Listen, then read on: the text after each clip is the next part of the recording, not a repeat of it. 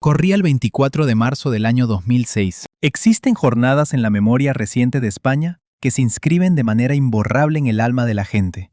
No por transformaciones políticas o vaivenes económicos, sino porque aquel día algo se quebró en el espíritu colectivo del país. La capital despertó bajo un manto de frío y hostilidad, con ese firmamento de un gris denso y pesado tan característico, cual si el astro rey hubiese optado por ausentarse en señal de deferencia ante el acontecimiento inminente que iba a ocurrir sobre el asfalto. En la instalación militar de Torrejón de Ardoz se percibía una quietud que resultaba completamente anómala. Normalmente, estos espacios son un hervidero de sonidos, de actividad incesante y de un dinamismo perpetuo. Sin embargo, en esa jornada, hasta la brisa daba la impresión de deslizarse con un cuidado reverencial. Una flota de vehículos oscuros, de lujo y con las lunas opacas, aguardaba inmóvil sobre el pavimento mojado, dispuestos con una exactitud castrense, a la espera del arribo de una aeronave que traía consigo el tesoro más preciado y delicado para el acervo cultural de España en mucho tiempo. Aquel no era un trayecto convencional, ni mucho menos un desplazamiento por ocio.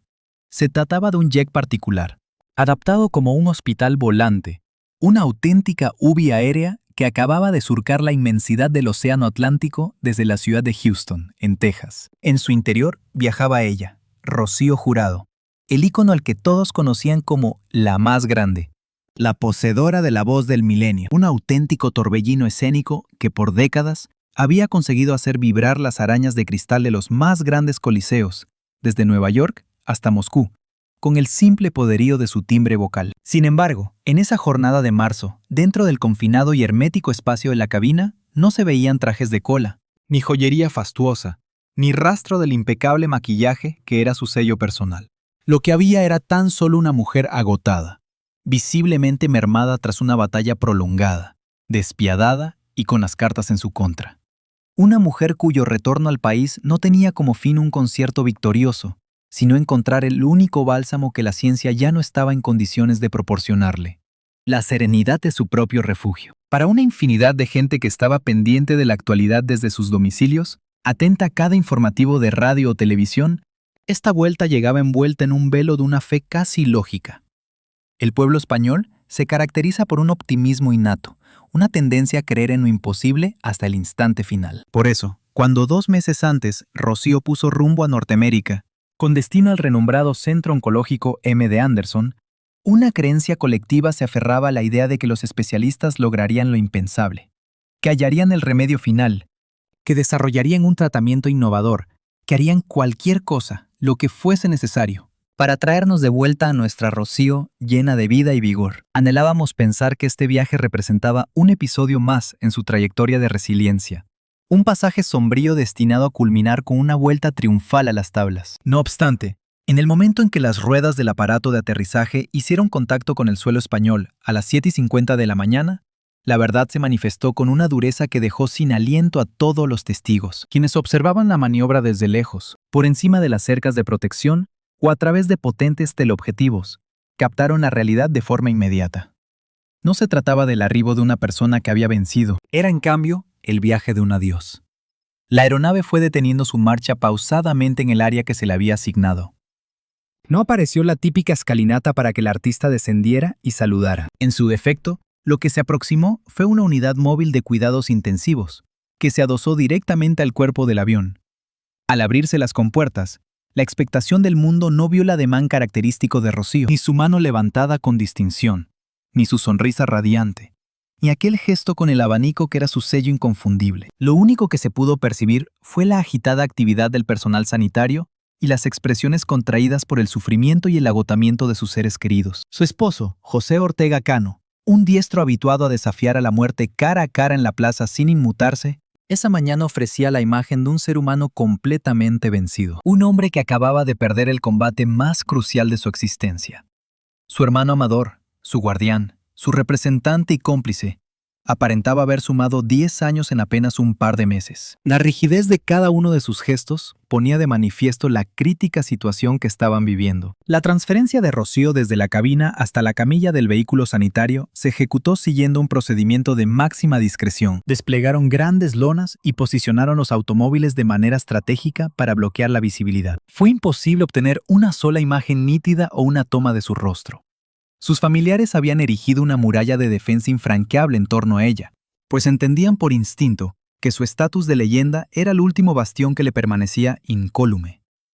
Deseaban, con una determinación que emocionaba, que el recuerdo que España guardara de ella fuera el de una mujer robusta, imponente, erguida bajo el resplandor de los proyectores, y no la de una paciente vulnerable postrada en una camilla y asistida por equipos médicos. Aquello constituyó el capítulo inicial de ese pacto de discreción que en poco tiempo acabaría por devorar cualquier información sobre su estado. En el instante en que la caravana de vehículos abandonó las instalaciones de Torrejón, se desató una persecución vertiginosa a lo largo de las autovías madrileñas. Una multitud de vehículos de prensa, incluyendo unidades móviles televisivas y fotógrafos motorizados, seguían el rastro de la ambulancia como si se tratara de una insólita procesión de nuestros tiempos. La escena ofrecía un espectáculo de agudos contrastes. De una parte, se percibía el inmenso respeto, la angustia y el cariño de una nación que sentía la inminente pérdida de una figura maternal. Por la otra, la voracidad sin límites de los medios informativos, ávidos por capturar cada pormenor, cada signo vital, cada posible declaración que se pudiera filtrar. ¿Cuál es su estado? ¿Se encuentra consciente? ¿Qué revelan los partes médicos? El itinerario, previamente establecido, desconcertó a bastantes. El punto de llegada no sería el Hospital Montepríncipe ni otro de los renombrados centros médicos de la capital. A pesar de que las especulaciones apuntaban a su ingreso directo en la unidad de cuidados intensivos de alguna institución sanitaria de prestigio, la voluntad de Rocío había sido meridianamente clara. Rocío deseaba ir a su hogar. Ansiaba regresar a su chalet en la exclusiva urbanización de La Moraleja. Anhelaba retornar a su refugio personal. Quería estar de nuevo en Villa Jurado. Mencionar La Moraleja es referirse al lujo por excelencia en España. Se trata de un entramado de vías flanqueadas por árboles, con mansiones resguardadas por imponentes medidas de seguridad y pinos de siglos de antigüedad, donde residen quienes han llegado a lo más alto del éxito económico o social. Sin embargo, el hogar de Rocío Jurado siempre trascendió la definición de una simple propiedad de lujo. Villa Jurado representaba la materialización tangible de su victoria contra las adversidades de la vida. Constituía el palacio que aquella joven de orígenes modestos en Chipiona, que inició su camino recolectando fruta y entonando cantos en el coro parroquial, había levantado con su propio esfuerzo y el poderío inigualable de su garganta. Era un refugio que ella misma había colmado de vitalidad, arte, bullicio y celebraciones memorables, en las que el flamenco resonaba hasta bien entrado el amanecer y cuyas puertas permanecían invariablemente abiertas para todas sus amistades. No obstante, en la mañana de aquel 24 de marzo, la situación era muy diferente, pues las puertas de Villa Jurado no se abrían para una celebración. La célebre cancela de hierro forjado, aquella majestuosa estructura que había presenciado innumerables momentos de felicidad, se deslizó con lentitud y pesadez, emitiendo un crujido que evocaba un profundo quejido de metal. El vehículo sanitario accedió a la propiedad, avanzando por el sendero principal de entrada, bordeado por los árboles que la propia artista había seleccionado y plantado tiempo atrás. Y en el instante en que las luces escarlata de la parte posterior del vehículo se perdieron de vista tras el recodo del jardín, la cancela se cerró de forma brusca. Aquel estruendo, el impacto sordo del metal al chocar con más metal al activarse el mecanismo automático, señaló simbólicamente el principio del fin. Fue una sensación similar a si un pesado telón de acero se hubiese desplomado sobre el escenario de un teatro. Desde ese momento exacto, la realidad exterior se desvaneció por completo para Rocío Jurado. Su existencia pública se extinguió, y los vítores y aplausos enmudecieron para siempre. Daba comienzo una etapa de recogimiento íntimo, un periodo de tensa espera y los momentos finales de su larga agonía. En el interior de la residencia, todo se había dispuesto con minucioso esmero para recibirla. Aquel chalet, que históricamente fue un torbellino de color, flores recién cortadas y luminosidad, había experimentado un cambio tan drástico como penoso para todos. Una de las dependencias de la planta inferior, un salón espacioso con grandes ventanales orientados hacia el jardín principal, había sido completamente despojada para transformarse en una unidad hospitalaria de avanzada tecnología. Se procedió a retirar el mobiliario de corte clásico, las valiosas alfombras persas y todos los enseres personales, dejando únicamente lugar para lo puramente funcional y aséptico. Una cama medicalizada articulada dominaba ahora el centro del espacio. Rodeándola se encontraban las bombonas de oxígeno, los monitores que registraban sus signos vitales, las bombas de perfusión para administrarle la medicación y todo el equipamiento preciso para sostener la vida en un cuerpo que se extinguía muy lentamente. Se había contratado a un equipo de médicos especialistas y personal de enfermería de su máxima confianza, quienes establecerían turnos de vigilancia ininterrumpidos, las 24 horas del día. El hogar, que otrora fue un santuario dedicado a la música, se había transformado en un centro médico privado para una única y muy especial paciente. Sin embargo, emerge la cuestión ineludible, esa que tanto se planteaban en los estudios de televisión durante esa jornada. ¿Qué motivaba esa prisa por regresar a su casa? ¿Por qué correr el enorme riesgo que suponía un vuelo transoceánico en su delicado estado de salud? ¿Cuál era la razón para declinar la protección estéril de los centros hospitalarios más prestigiosos del planeta? La explicación a todo esto es tan sencilla como profundamente conmovedora. Resulta que Rocío Jurado, aquella mujer que había viajado por todo el globo terráqueo, que había pernoctado en las suites presidenciales de los hoteles más lujosos y había sido agasajada por mandatarios de diversas naciones, era consciente de una verdad esencial, una certeza ancestral y muy profunda. Una persona debe fallecer en el lugar donde ha vivido.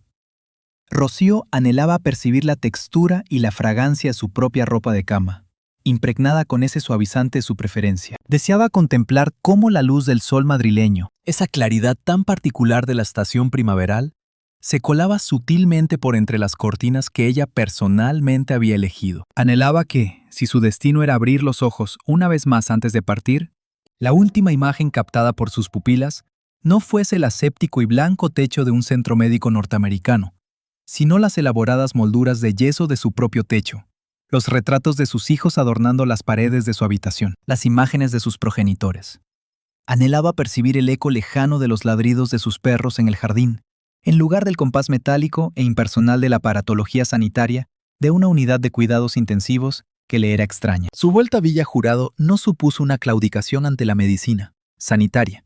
Representó su postrera y más importante determinación como ejecutiva. Significó una reafirmación de su existencia y de su esencia personal ante la cercanía inevitable del final. Los momentos iniciales tras la vuelta se caracterizaron por un desorden emocional cuidadosamente contenido. En el centro, su hija Rocío Carrasco, adherida a ella permanentemente, casi como un apéndice de su propio ser. Su esposo, Ortega Cano, esforzándose visiblemente por no perder la entereza, junto a sus hermanos Gloria y Amador, y su cuñada, Rosa Benito. Todos ellos se afanaban por construir una atmósfera de normalidad que se antojaba inalcanzable. Se hablaban con un tono ligeramente más elevado de lo habitual, esbozaban sonrisas que apenas lograban ocultar el temblor, y se convencían unos a otros de que estar en casa sería el bálsamo que todo lo curaría. Se decían, casi como si fuera un mantra, que los muros de Villa Jurado poseían propiedades sanadoras, que la brisa de la sierra madrileña y el calor de los suyos obrarían el milagro que la quimioterapia de Houston no pudo conseguir. Se encontraban en la etapa de la negación, ese resorte defensivo tan profundamente humano que nos concede el permiso para seguir inhalando cuando el oxígeno parece agotarse. Entretanto, más allá de las tapias de la residencia, la confirmación de que Rocío se encontraba en su hogar desencadenó una auténtica conmoción sísmica en la sociedad española. Multitudes iniciaron un peregrinaje espontáneo hacia La Moraleja. No se trataba únicamente de periodistas o de simples curiosos con un punto de morbo. Eran admiradores incondicionales, señoras de avanzada edad que se habían conmovido con sus coplas, y jóvenes que la veneraban por su coraje. Acudían portando ramos de flores, velas y pequeñas estampas con la imagen de la Virgen de Regla, la protectora de su Chipiona natal, a la que Rocío profesaba una fe tan arraigada. La acera situada justo frente al acceso principal de Villa Jurado se convirtió en apenas unas horas en un santuario improvisado y popular. De la verja colgaban pancartas con lemas cargados de esperanza. Rocío, te amamos. Fuerza, levántate y camina. España entera reza por ti. Los vehículos disminuían la velocidad, bajando las lunas para clavar la vista en la casa, casi con la esperanza de verla materializarse en el balcón para saludar, para asegurarles que todo aquello no era más que una terrible pesadilla. Pero los ventanales seguían cerrados a cal y canto, las cortinas corridas. La residencia parecía enclaustrada, como si se hubiera replegado sobre sus propios cimientos, custodiando con un celo absoluto el misterio de lo que sucedía en aquella habitación de la planta inferior. Aquel bastión permanecía herméticamente cerrado. Aquella primera noche en su hogar fue, probablemente, la más interminable de todas. La quietud campestre que envolvía La Moraleja creaba un agudo contraste con el estruendo interior de los pensamientos de quienes la velaban mientras dormía. Ortega Cano, Acomodado en una butaca contigua al lecho, no apartaba la vista del pecho de su esposa, que subía y bajaba, midiendo cada una de sus respiraciones, atenazado por el temor de que la próxima pudiera no producirse. En aquella estancia, el tiempo abandonó la medida de horas y minutos para empezar a contarse en pautas de morfina y en intercambios de miradas cargadas de una dolorosa complicidad. Rocío, a pesar de su fragilidad, conservaba una notable lucidez en aquellos instantes iniciales. Era plenamente consciente de su entorno. Comprendía que lo había conseguido. Había vencido en su particular contrarreloj para poder alcanzar su santuario. Paseó la vista a su alrededor. Reconoció los rostros familiares. Percibió la fragancia de su hogar. Y por primera vez en largos meses, su cuerpo, agarrotado por la angustia y el dolor físico, experimentó una leve distensión. Se sentía segura. Por fin se encontraba en su propio dominio. No obstante, la dolencia que la devoraba, ese pérfido cáncer pancreático que se había manifestado 2 años atrás, no conocía el significado de las treguas ni de los sentimentalismos de última hora. Había hecho el viaje con ella desde Houston. Continuaba allí, emboscado entre sus células, preparado para asestar la siguiente e inevitable embestida. Y mientras la residencia dormitaba, o aparentaba hacerlo, un espectro invisible se desplazaba por los corredores de Villajurado. Un espectro cuya penumbra se extendía inexorablemente con cada hora transcurrida. Nadie se atrevía a verbalizarlo, pero la certeza anidaba en todos ellos. De manera inequívoca, la gran cuenta atrás se había puesto en marcha. La incógnita ya no era si lograría recuperarse, sino durante cuánto tiempo más podría el enorme corazón de la más grande continuar latiendo en el interior de aquel bastión sitiado por los medios y por la propia muerte. En el próximo capítulo de esta crónica, exploraremos con detalle el día a día que se vivía dentro de la mansión. Describiremos la organización vital en un hogar cuya existencia pendía de un único y frágil latido. Profundizaremos en el régimen de visitas, en quién estaba autorizado a franquear el umbral y quién no, y en cómo el clan familiar comenzó a resquebrajarse, sometido a la presión insostenible de la agonía de un duelo que se vivía por adelantado. Les invitamos a adentrarse en el salón de los pasos ya perdidos. Una vez que aquella sensación de euforia con un fondo amargo del regreso se fue atenuando, una realidad completamente nueva se fue aposentando en Villajurado. La mansión se vio forzada a aprender a latir con una cadencia completamente distinta.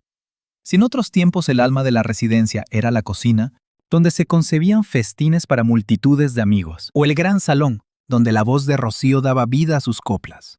Ahora, el núcleo absoluto de toda actividad era aquella estancia medicalizada en la planta baja. La existencia de la familia, del personal de servicio e incluso de los animales domésticos empezó a girar en torno a aquella cama articulada con la fuerza de una gravedad a la que era imposible sustraerse. Se implantó una suerte de rutina de disciplina casi monacal, marcada por las pautas de la medicación y la monitorización de las constantes vitales. La jornada. El día arrancaba al alba, no con el sonido de una melodía, sino con el relevo matutino del equipo de enfermería. Estas sanitarias, ataviadas con uniformes de un blanco pulcro, se transformaron en las nuevas moradoras del hogar, desplazándose por cada corredor con un sigilo absoluto, portando bandejas cargadas de jeringas y viales de suero. Para sus seres queridos, su presencia era una advertencia incesante de que la casa había dejado de ser un refugio familiar para convertirse en una especie de anexo de la unidad de cuidados intensivos. La entrada al dormitorio de Rocío se encontraba rigurosamente restringida. No se trataba de un capricho elitista, sino de una necesidad vital para su supervivencia. Sus defensas estaban completamente arrasadas por las terapias tan invasivas que había recibido en Norteamérica. Y el más inofensivo de los virus, la bacteria más trivial portada por cualquier visita, podía resultar letal en un lapso de pocas horas. Por esta razón, acceder a su estancia implicaba seguir un estricto protocolo de asepsia, que incluía lavarse las manos de forma minuciosa, emplear mascarillas en ciertos momentos y comunicarse siempre en voz muy baja. Rocío Carrasco, su primogénita, se erigió en la principal protectora de ese umbral. Se estableció permanentemente en la residencia, aparcando por completo su existencia más allá de aquellas paredes. Dedicaba larguísimas jornadas sentada al lado del lecho materno, en ocasiones conversando con ella, en otras tan solo aferrando con delicadeza su mano. Aquella misma mano, que en innumerables ocasiones había electrizado a las masas, y que en ese momento se antojaba tan delicada como el papel de seda. El vínculo que unía a madre e hija durante aquellas jornadas alcanzó un nivel casi telepático. Las palabras habían vuelto completamente innecesarias. Un simple gesto en la mirada de Rocío era suficiente para que su hija comprendiera si necesitaba beber, si sentía alguna molestia, o si tan solo deseaba que le recolocaran el cojín. Mientras, José Ortega Cano atravesaba su propio infierno personal. El diestro, un hombre acostumbrado a la acción, se encontraba completamente desarmado frente a un adversario al que no podía enfrentar con su muleta. Era habitual verlo deambular por los jardines de la propiedad con la vista extraviada en el horizonte, consumiendo un cigarro tras otro, y gesticulando con nerviosismo mientras hablaba por su teléfono móvil. Procuraba aparentar entereza de cara al exterior, insistiendo en que Rocío era una mujer fuerte, una auténtica fortaleza. Pero su mirada revelaba justamente lo opuesto. Sus ojos desprendían un pánico profundo. En ocasiones se refugiaba en la pequeña ermita de la casa, donde permanecía durante largos periodos arrodillado ante las figuras sagradas, implorando por un prodigio que la medicina ya había descartado por completo. La rutina de las comidas también se transformó radicalmente. Desaparecieron aquellas grandes y bulliciosas reuniones familiares en torno a la mesa. Ahora se comía por relevos, deprisa, en la propia cocina, siempre con un oído atento a cualquier sonido proveniente del cuarto de la convaleciente. El hambre parecía haberse esfumado de la vivienda. Los alimentos eran simplemente el carburante necesario para continuar la vigilia, algo que afectaba incluso al personal de servicio. Aquellas personas que llevaban años al servicio de la jurado y que sentían una profunda adoración por ella, se desplazaban ahora con una pesadumbre palpable en el ambiente. Retiraban el polvo de los galardones y los discos de platino con una solemnidad casi litúrgica, como si estuvieran custodiando las sagradas reliquias de una santa que aún respiraba. No obstante, el confinamiento no podía ser absoluto. Rocío Jurado representaba un tesoro nacional, y el país entero anhelaba decirle adiós. El teléfono de la residencia repicaba sin cesar. Se sucedían llamadas de artistas, personalidades políticas, famosos presentadores de televisión y compañeros del mundo del toro. Absolutamente todos deseaban visitarla, anhelaban darle un postrer beso. Fue en este punto donde la familia se vio obligada a adoptar resoluciones tan complejas como desgarradoras. Decidir quién podía acceder y quién debía quedarse fuera. Se implementó una suerte de barrera intangible. Únicamente el núcleo más cercano y de confianza tenía permiso para entrar en aquel Sancta Sanctorum. Sus hermanos, Amador y Gloria, eran presencias constantes. Amador, quien había sido su inseparable sombra en lo profesional, asumió la tarea de manejar todo el revuelo externo, tratando directamente con los medios de comunicación y seleccionando las llamadas entrantes. Por su parte, Gloria, la hermana más reservada, velaba porque no escaseara nada en el hogar, haciéndose cargo de toda la intendencia invisible que requería el cuidado. Con todo, hubo ciertas visitas que resultaron imposibles de eludir. Visitas de carácter institucional que ponían de manifiesto la enorme dimensión de la personalidad que lentamente se extinguía. El entonces rey Juan Carlos I telefoneó en persona para preguntar por su estado de salud. Diversos ministros y relevantes personalidades del mundo de la cultura hicieron llegar sus mensajes de apoyo en privado. Sin embargo, Rocío, haciendo gala de su coquetería imperecedera, se negaba a que la contemplaran en su estado deteriorado. Hubo ocasiones en las que, consciente de la llegada de alguien de relevancia, solicitaba que la desentaran ligeramente. Un leve toque de pintalabios sobre sus labios, un delicado pañuelo de seda anudado al cuello para disimular su extrema delgadez, y el cabello peinado con sumo cuidado. Incluso en su lecho final, Rocío Jurado rehusaba abandonar su esencia de la jurado. Aquel esfuerzo colosal por preservar su imagen pública de cara a los demás la dejaba exhausta, pero constituía su particular manera de aferrarse a la dignidad. Entretanto, a las puertas de la residencia, el espectáculo mediático se había establecido con carácter indefinido. Las furgonetas de las cadenas de televisión tomaron posiciones en la acera y de allí ya no se desplazaron. Se erigieron estructuras de andamios para que los objetivos de las cámaras pudieran asomarse por encima de las tapias. Se arrendaron terrazas y balcones de las viviendas colindantes por cifras astronómicas con el fin de obtener un ángulo de visión privilegiado del jardín. Se trataba de un asedio en toda su expresión. Los reporteros realizaban turnos de 24 horas, pernoctando en sus vehículos, alimentándose a base de bocadillos y aguardando cualquier mínimo movimiento. Si un vehículo abandonaba la propiedad, era inmediatamente perseguido. Si un facultativo accedía al interior, le arrimaban una maraña de micrófonos al rostro antes de que lograra accionar el elevalunas. El más mínimo gesto era magnificado hasta convertirse en el titular de primera plana. Que si hoy llegaban más tanques de oxígeno, que si el sacerdote había hecho una visita, que si habíamos captado a un Ortega Cano completamente deshecho en el jardín. En el interior de la vivienda, eran absolutamente conscientes de aquel cerco implacable. Percibían el rum-rum constante de la multitud congregada a las puertas. Observaban los destellos de los flashes rebotando en la arboleda durante la noche. Todo esto no hacía más que agudizar la sensación de reclusión forzosa. Les era imposible salir al jardín con un mínimo de paz. Ni siquiera se atrevían a correr las cortinas. Eran cautivos dentro de su propia fortaleza. Rocío, cuya relación con los medios siempre había sido una compleja mezcla de afecto y hostilidad, se sentía en ese momento totalmente acosada. Anhelaba por encima de todo la paz.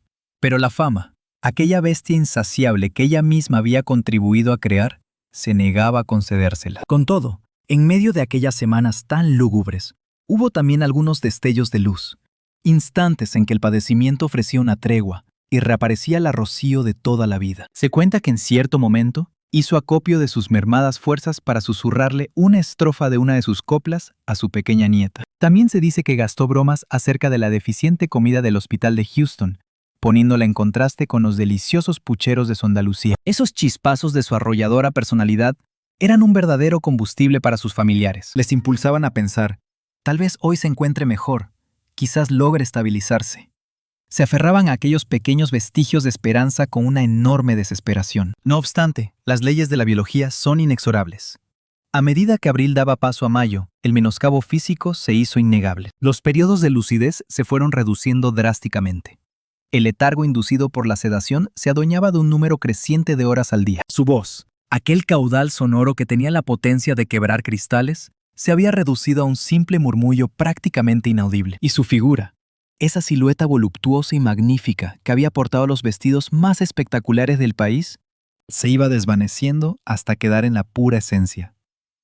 Ser testigo del ocaso de un mito es un trance terriblemente cruel. Se asemeja a ver arder una biblioteca antigua o a presenciar el desmoronamiento de una catedral. Uno es consciente de que lo que se desvanece es absolutamente irreemplazable. La familia contemplaba este lento colapso con una profunda mezcla de espanto y un amor sin límites. Le proporcionaban masajes suaves en las piernas para favorecer su circulación y humectaban los labios resecos con gasas empapadas. Hacían sonar su música preferida a un volumen muy tenue.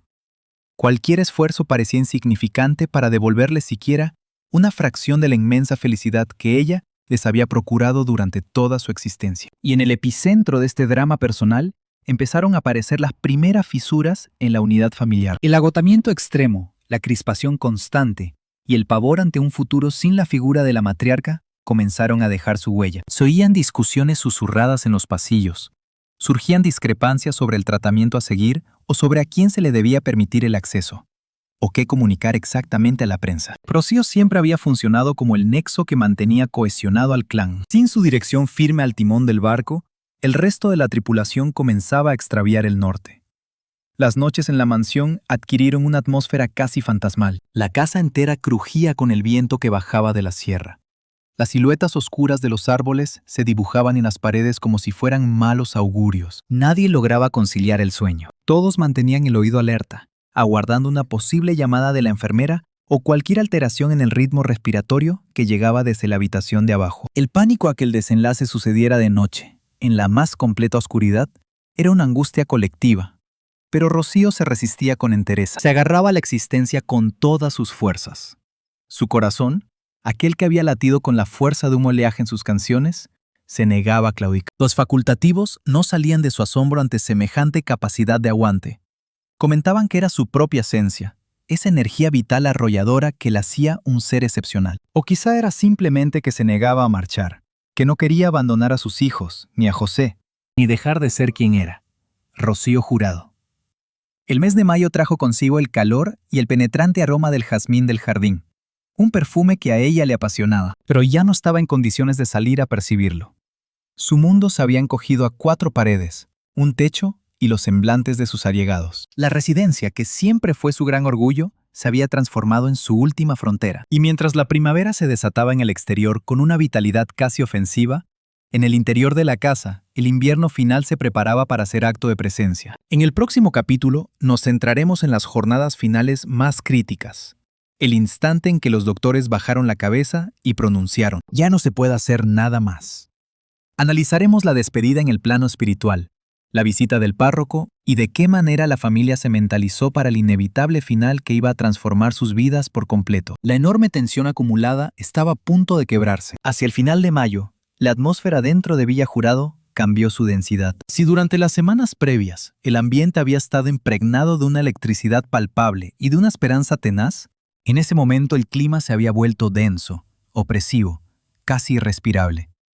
Era la pesadumbre de la pura resignación. La primavera madrileña lucía en su máximo apogeo, con los jardines de la exclusiva urbanización repletos de flores y el firmamento de un azul tan intenso que resultaba hiriente. No obstante, dentro de aquella mansión se había instalado un crepúsculo que parecía definitivo. El momento decisivo no se presentó como un suceso abrupto y teatral, sino como una certeza callada y demoledora que se instaló sin previo aviso. El equipo médico, aquellos científicos que habían batallado codo con la familia por meses, comenzaron a modificar sutilmente su discurso. Los diálogos en los corredores, que antes se enfocaban en las cifras de los marcadores tumorales y las variaciones del tratamiento para vencer el mal, pasaron a orbitar alrededor de un único concepto: el bienestar. La curación ya no es una opción. Fue la sentencia que ninguno se atrevió a verbalizar, pero que resonó con la fuerza de un trueno entre los muros del hogar. El hígado del artista. Aquel órgano esencial que había resistido el veneno de quimioterapias innovadoras y la embestida del propio cáncer, empezó a claudicar sin vuelta atrás. Su organismo, esa maquinaria impecable que había entonado las melodías más potentes y prolongadas del panorama musical español, anunciaba su rendición. Se extinguía progresivamente, sistema por sistema, con la parsimonia inevitable de una llama consumiendo su último aliento. La familia se vio forzada a encarar entonces la elección más desgarradora para cualquier persona: abandonar la batalla por la existencia para comenzar a administrar el final. Debieron asimilar que el objetivo ya no era conseguir más días, sino impedir el padecimiento. Con el corazón hecho pedazos, Rocío Carrasco y Ortega Cano otorgaron su permiso para que la máxima prioridad fuese que ella no experimentara dolor alguno, que la ansiedad desapareciera y que el desenlace, al llegar, fuese sereno. Fue en esa precisa coyuntura cuando la medicina se retiró para ceder el protagonismo a la fe. Rocío Jurado siempre fue una persona de una fe inmensa. Su religiosidad no era una fachada para la prensa, sino el pilar fundamental de su propia vida. La figura de la Virgen de Regla, más que un simple adorno en su dormitorio, representaba su principal consejera, su guía celestial. Rocío vivió su vida en comunión con Dios y deseaba partir de la misma manera. Así se preparó el encuentro más trascendental de todos. No se trataba de un especialista de renombre, ni de una figura política de peso, sino la de un párroco. El arribo del sacerdote a la residencia fue registrado por las cámaras en el exterior, y la estampa del clérigo atravesando el portón provocó una conmoción en todo el país. En el universo simbólico, la visita de un sacerdote tiene una única lectura: la administración de los santos óleos, el sacramento final, el pasaje para la última travesía. En el interior del dormitorio, la atmósfera mutó, convirtiéndose en un velatorio anticipado. Se prendieron cirios, y el aroma a incienso y cera se fusionó con el efluvio dulzón de la medicación. El padre se aproximó al lecho. Rocío, en uno de esos instantes de lucidez esporádica, comprendió con total claridad la situación que se desarrollaba. En lugar de sentir temor, quienes estuvieron allí relatan que halló una serenidad profunda en aquella ceremonia. Ella, cuya voz celebró el amor, el desengaño y la vehemencia de vivir, se alistaba ahora para la quietud definitiva. Acogió la unción sagrada con la sencillez de aquel que entiende que frente al final no existen las celebridades ni las grandes figuras, tan solo espíritus desprovistos de todo. Oró, o tal vez únicamente se dejó llevar por las plegarias de los presentes, permitiendo que los vocablos ancestrales del rito la arrullaran como un canto de cuna. Aquel fue un instante de recogimiento sagrado, un paréntesis donde la figura pública se desvaneció enteramente para dar lugar a Rocío Moedano Jurado, la criatura de Dios. Para sus allegados, ser testigos de esta ceremonia supuso el impacto de realidad final. Observar al cura asignando la frente del artista significaba aceptar que el prodigio esperado no se había materializado. Ortega Cano, aquel hombre que había desafiado bestias de 500 kilos, se vino abajo por completo.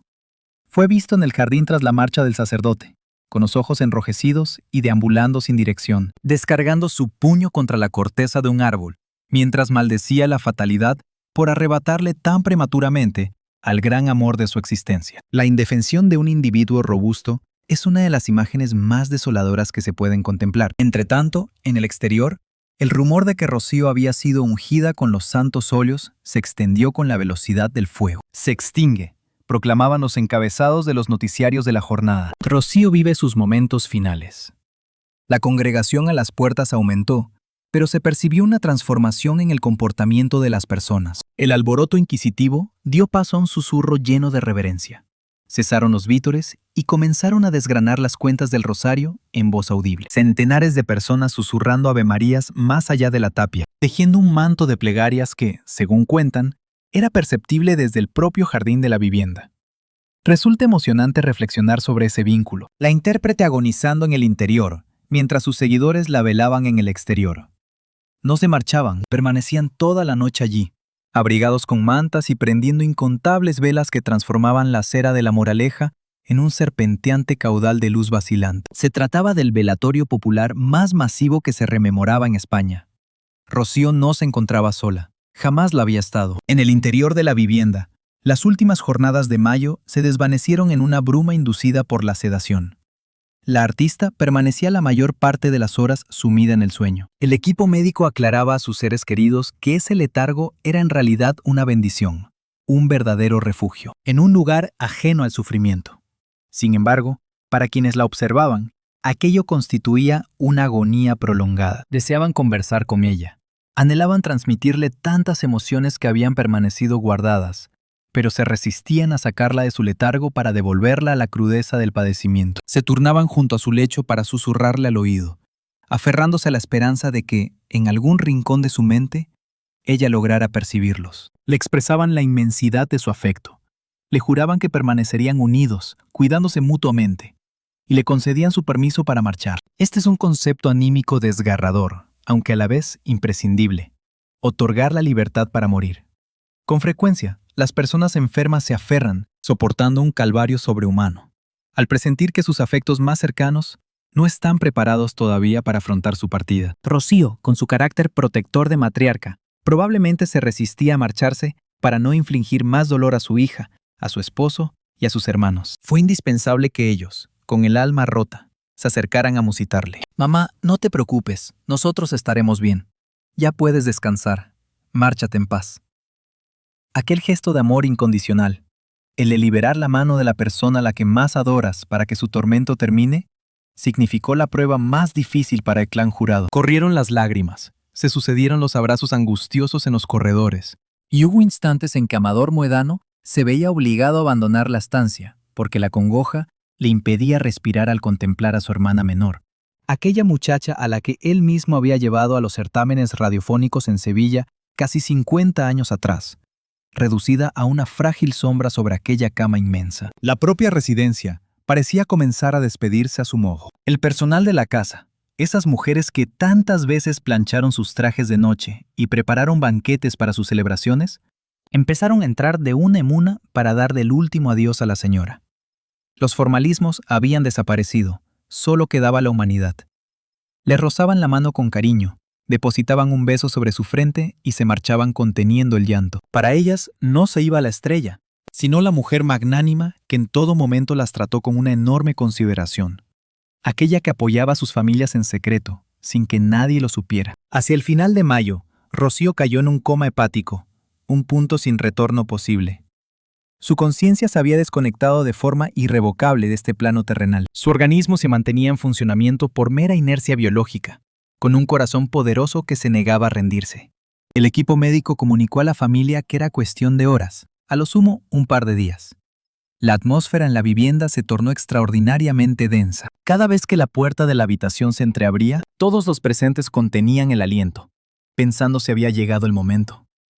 Sobrevivir con esa espada de Damocles pendiendo sobre sus cabezas es algo que aniquila los nervios de cualquiera. Los familiares apenas probaban bocado.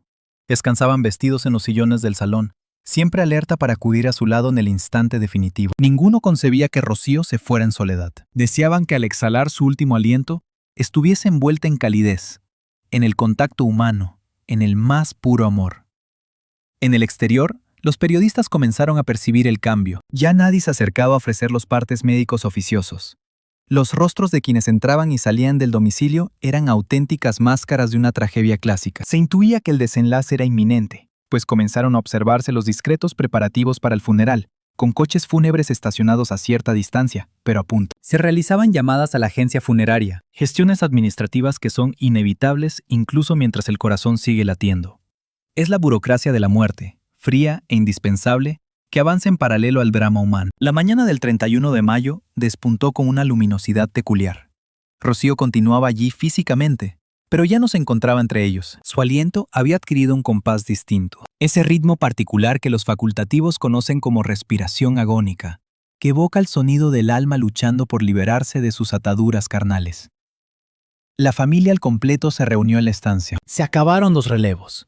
Todos deseaban estar presentes en ese momento.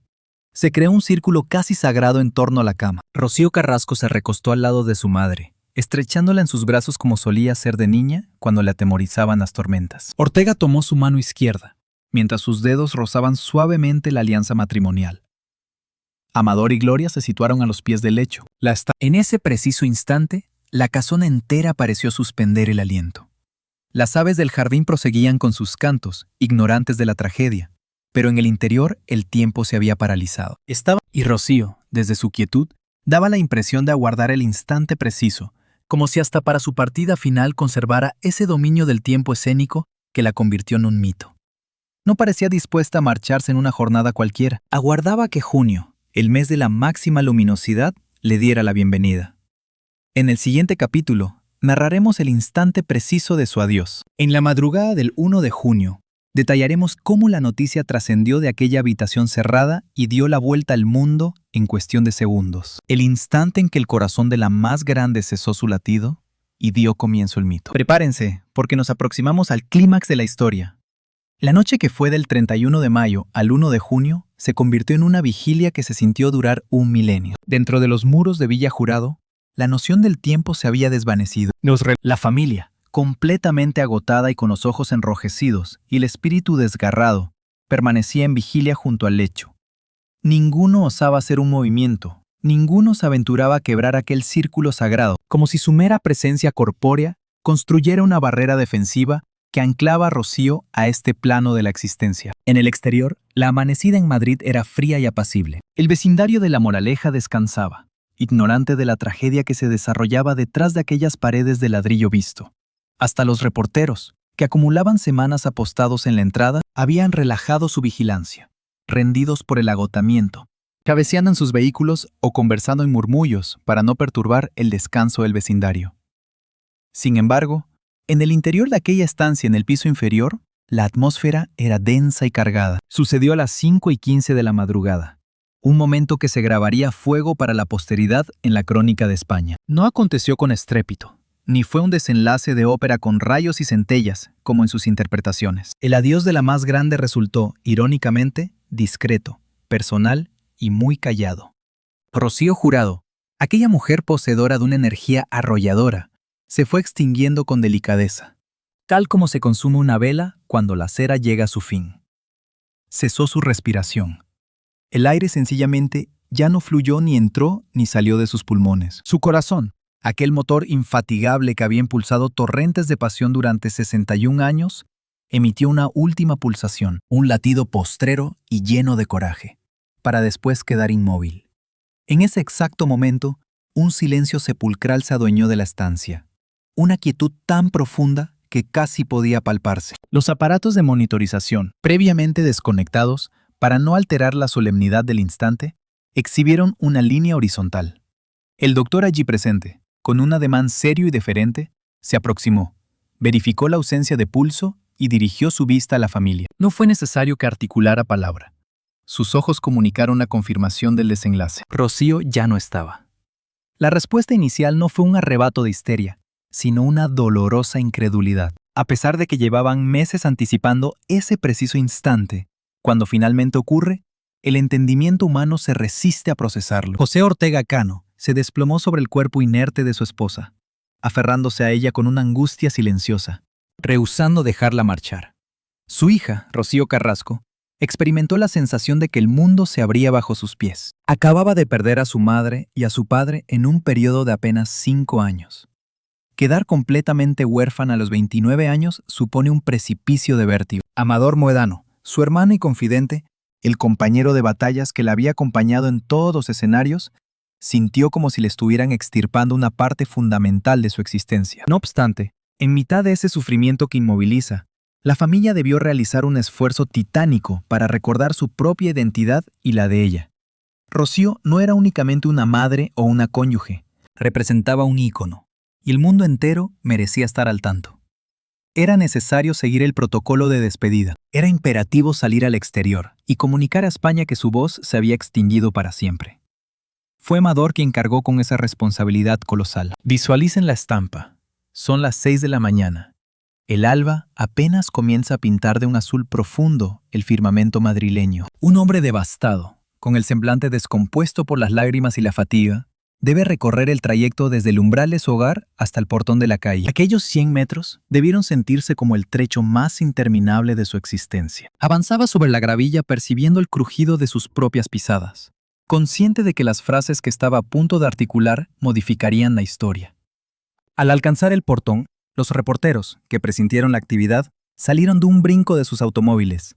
Las cámaras cobraron vida. Los potentes focos bañaron de luz el rostro de Amador, dejando descubierto la desolación total en su mirada.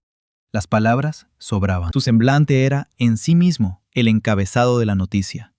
Pero él, haciendo acopio de valor, con la voz quebrada y vacilante, articuló la oración que nadie anhelaba oír. A las 5:15, ha dejado de respirar. Aquella sentencia, simple, directa y demoledora, se propagó a la velocidad del relámpago. En apenas unos instantes, cortó las transmisiones radiofónicas, sacó de su sueño a los responsables de los diarios y apareció en las cintillas informativas de las televisiones de todo el ámbito hispanohablante. Ha fallecido Rocío Jurado. Amador prosiguió su alocución, esforzándose por conservar el aplomo, detallando que su partida había sido serena, tal como ella deseaba, en compañía de sus seres queridos. Agradeció a los medios de comunicación, agradeció a los seguidores, y a continuación, giró sobre sí mismo para adentrarse de nuevo en la penumbra del jardín, corriendo el portón a su espalda. Aquel sonido metálico tuvo un eco de finalidad absoluta. En ese momento, la fortaleza quedaba sellada para la eternidad. La respuesta en la calle fue instantánea y profundamente emocional. Los admiradores que habían permanecido en vigilia, al oír la confirmación de labios de Amador, estallaron en llanto. Comenzaron a abrazarse entre ellos, completos extraños hermanados por el mismo luto. Empezó a congregarse más y más gente. En cuestión de minutos, el acceso a la finca se transformó en un verdadero muro de las lamentaciones. Las candelas que titilaban sobre la acera ya no constituían ruegos por su recuperación, sino que ahora eran faros destinados a guiar su espíritu. En el interior de la residencia, tras efectuarse el comunicado oficial, se inició el procedimiento, el momento íntimo del adiós corporal. El personal de enfermería, con una emoción visible, comenzó a desconectar los tubos, los catéteres y todo el cableado. Procedieron a asear el cuerpo de Rocío con una ternura infinita, vistiéndola y preparándola con sumo cuidado. Dejó de ser la enferma terminal para volver a ser la dueña de la casa. Se concedieron a la familia unos instantes a solas con ella, sin la presencia de sanitarios ni de nadie más. Fueron minutos de besos helados en la frente, de caricias a sus manos ya sin vida, de palabras susurradas al oído que permanecerán en el secreto eterno. Te amo, espérame. Gracias. Ortega Cano, completamente desolado, se negaba a apartarse de su lado. Tuvieron que persuadirlo con delicadeza para que abandonara la estancia y reposara un instante, aunque solo fuera para desplomarse en un sofá y perder la mirada en el vacío. Sin embargo, la maquinaria del Estado y de la fama no se detiene, ni siquiera ante la muerte. La figura de Rocío Jurado era tan colosal que su fallecimiento trascendía lo privado para convertirse en una cuestión de Estado. De inmediato, se iniciaron las comunicaciones al más alto nivel. Se sucedieron las llamadas de la Casa Real, del Gobierno Central y del Ayuntamiento de Madrid. Era imperativo orquestar una despedida que estuviera a la altura de su inmensa leyenda. Se dispuso que sus restos mortales fueran trasladados al Centro Cultural de la Villa, situado en la Plaza de Colón de Madrid, para la instalación de la Capilla Ardiente Pública. Rocío había sido distinguida como la voz del milenio y era justo que fuera despedida en el mismo corazón de la capital española. Al cabo de unas horas, un coche fúnebre accedió a la finca. La visión de aquel vehículo oscuro y alargado atravesando el portón fue el impacto visual de realidad que nadie quería afrontar. Ya no se trataba de una ambulancia que portaba esperanza, sino de un vehículo fúnebre que se llevaba su cuerpo. La salida del féretro desde Villajurado constituye uno de los momentos más desoladores que se recuerdan. El coche se desplazaba lentamente entre la muchedumbre que se agolpaba en los márgenes del camino, dando golpecitos en las ventanillas, arrojando claveles rojos sobre el techo del coche y aclamando: «¡Rocío! ¡Rocío! ¡Guapa! ¡Guapa!». Fue el primer gran homenaje de masas que recibía Rocío Jurado tras su muerte. Incluso en su travesía final, su gente se negó a dejarla sola. La comitiva fúnebre cruzó Madrid, escoltada en todo momento por la policía, abriéndose camino a través del denso tráfico de una urbe que había amanecido con el alma en vilo. Los conductores detenían sus vehículos y descendían para aplaudir al paso del cortejo. En los balcones de los edificios, la gente se asomaba para observar. Madrid al completo se detuvo para darle su último adiós. Mientras el cuerpo viajaba hacia el centro de la capital, en Villajurado se instaló un silencio y un vacío insoportables. La casa, de repente, parecía gigantesca y deshabitada. La habitación de la planta baja, ahora despojada de la cama articulada, de los monitores y, sobre todo, de su presencia, se transformó en una especie de agujero negro que parecía engullir toda la luz y la energía del hogar. Los perros aullaban desconsolados en el jardín, percibiendo la ausencia de su dueña. El personal de servicio vagaba por los pasillos como sombras, recogiendo tazas de café olvidadas, pañuelos arrugados y otros vestigios de aquella batalla finalmente perdida. Ortega Cano y Rocío Carrasco seguían al coche fúnebre en otro vehículo, observando tras los cristales oscurecidos cómo España entera se volcaba para despedir a su madre y esposa. Aquel amor tan desbordante suponía un cierto consuelo, sin duda, pero al mismo tiempo resultaba abrumador.